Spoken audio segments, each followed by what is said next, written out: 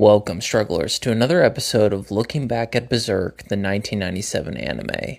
Today we're talking about Episode 7, The Sword's Owner. Let's jump right into it. The episode opens up with Void's monologue per usual, then we get a replay of last episode's final scene, going into the opening theme. Out of the opening theme, we have Minister Foss talking with two nobles about the Band of the Hawk, their most recent raid on the castle, and the mention that Zod was there.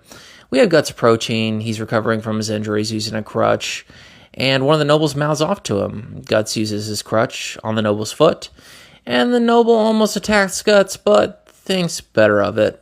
Wise decision. Guts approaches the Band of the Hawk. He talks with Judo a bit. Guts is feeling bad about what Casca said, how it's his fault that Griffith almost died. Judo says, don't worry about it, she didn't really mean it. Guts finds out that none of them have been able to see Griffith. He's bedridden at the moment, recovering from his injuries, and the nobles are using this as an excuse to bombard him with visits. Guts says he's going to see his friend no matter what, so he is about to bust in.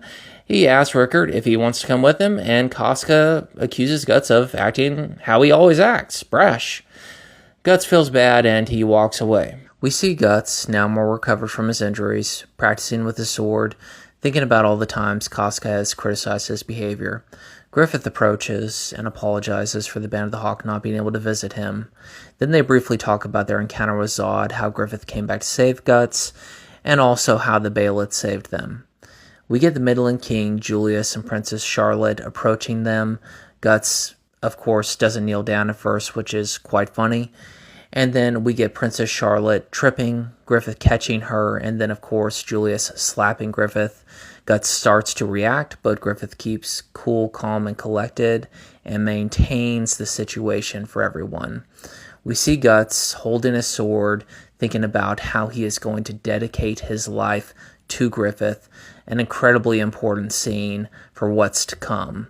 So while this might not be the most exciting episode, it is really important for building up the relationships of the series.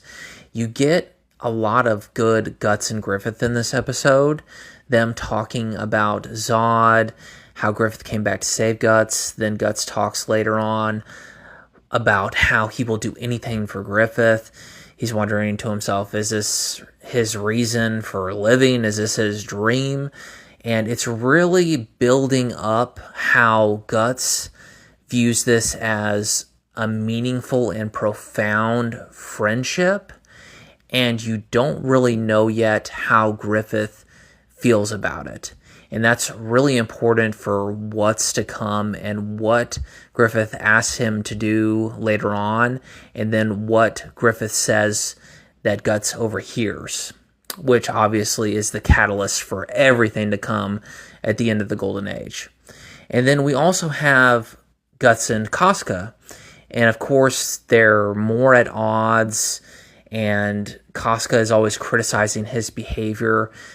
But this is really important for leaning into what's to come for them and building up that tension that's going to burst, and then the beautiful relationship that blossoms between the two of them later on within the show. So a lot of really interesting things going on in this episode. Obviously, you're also introduced to Princess Charlotte, who is going to be a major factor in the downfall of Griffith in the coming episodes. A lot of good stuff here. Let me know what you think of this episode. Comment down below. Don't forget to subscribe and like, and I will catch you all next time.